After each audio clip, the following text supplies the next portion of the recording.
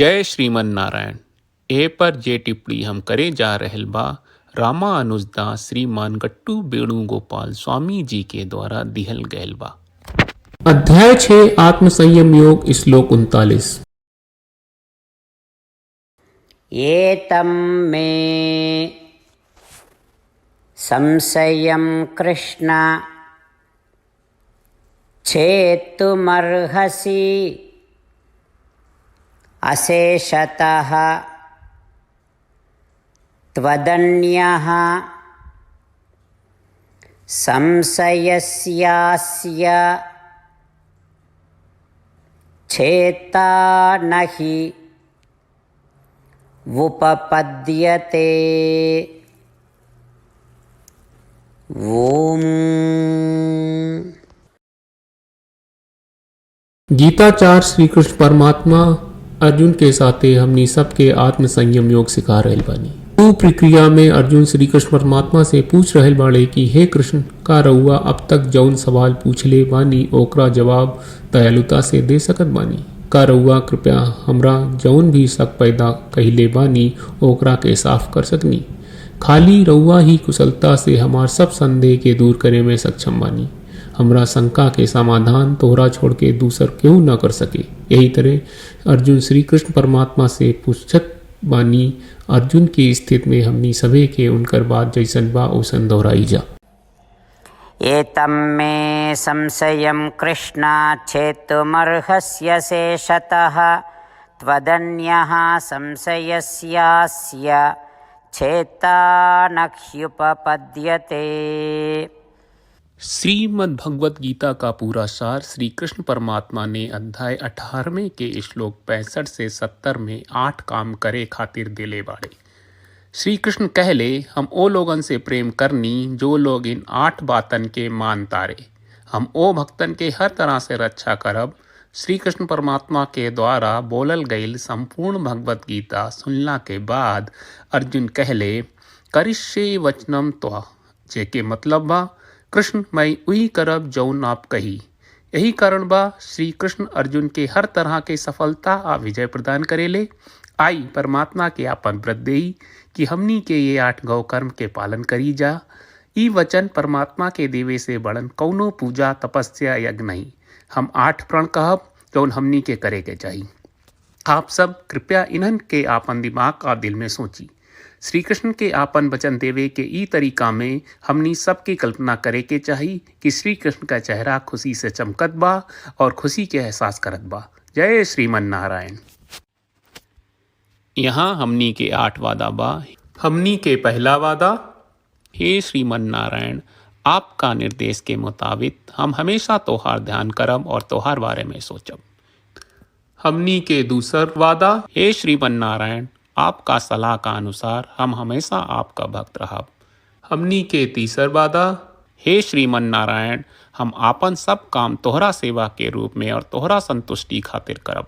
हमनी के चौथा वादा, हे श्रीमन नारायण, जैस की आप माने के कहले रहलू, हमरा बहुत विश्वास बा कि हम आपके होई और हम हमेशा आपन दोनों हाथ जोड़ के आपके नमस्कार करब और आपकी पूजा करब।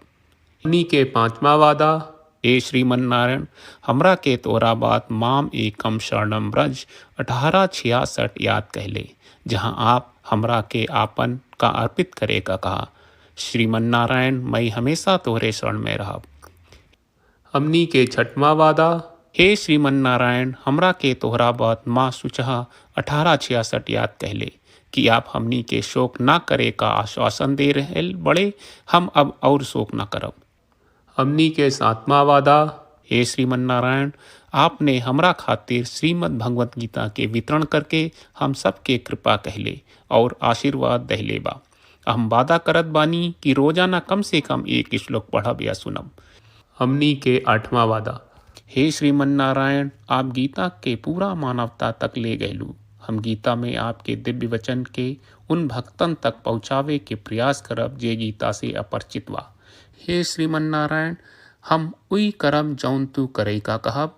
हम ऐसन व्यवहार करब जैसन आप चाहत बानी और हम खाली आपका खातिर काम करब। श्रीमन नारायण के रोज आपन वचन देहल कि हम ओइस करब जैस आप कहत बानी। ई अपने आप में बड़न पूजा बा। श्रीमन्नारायण करशे वचनम त्वा, श्रीमन्नारायण हम तोरे निर्देश के मुताबिक काम करब। सर्वम श्री कृष्ण अर्पणम अस्तु। जय श्रीमन्नारायण। एतं मे संशयं कृष्ण छेत्तुमर्हसि अशेषतः त्वदन्यः संशयस्यास्य छेत्ता न हि उपपद्यते। ॐ एतं मे संशयं कृष्ण छेत्तुमर्हस्य शेषतः त्वदन्यः संशयस्यास्य छेत्ता न ह्युपपद्यते। श्रीमन्नारायण करिष्ये वचनं तव। सर्वं श्रीकृष्णार्पणमस्तु। जय श्रीमन्नारायण। जय श्रीमन्नारायण। सब भक्त लोगों से विशेष अनुरोध बा, जीवन में हर चीज में हमनी के तत्कालिक और प्रभावशाली परिणाम की अपेक्षा रहेला। एकरा खातिर आइए रोजाना 1 मिनट के समय निकालल जाए और नारायण आश्रम पढ़ल जाए। नारायण आश्रम प्राप्त करे खातिर नारायण आश्रम वेबसाइट पर जाई, जो www.narayanashram.org है, और पंजीकरण में आपन नाम और ईमेल दर्ज करी। आपके द्वारा प्रदान कईल गई ईमेल पर आपका एक नारायण आश्रम PDF प्राप्त हुई।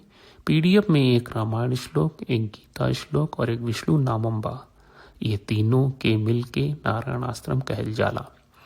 हर व्यक्ति के ये श्लोक के अलग अलग संयोजन मिलेला। जब हर कोई 24,000 भक्तन के साथ रोजाना आपन नारायण आश्रम पढ़त आ सुनत बा, ता हर दिन संपूर्ण रामायण का 1 दौर, श्रीमद् भगवत गीता पारायण के 33 दौर और श्री विष्णु सहस्त्रनाम स्तोत्र पारायण के 24 दौर प्रतिदिन पूरा होएला। ई एक बहुत ही उल्लेखनीय और विलक्षण परिणाम बा, जौन हर एक दिन ऐस करे से निकलेला। ई कारण बा कि आप और आपके परिवार के सदस्य तुरते जाके आपन नारायण आश्रम प्राप्त करी। जय श्रीमन्नारायण।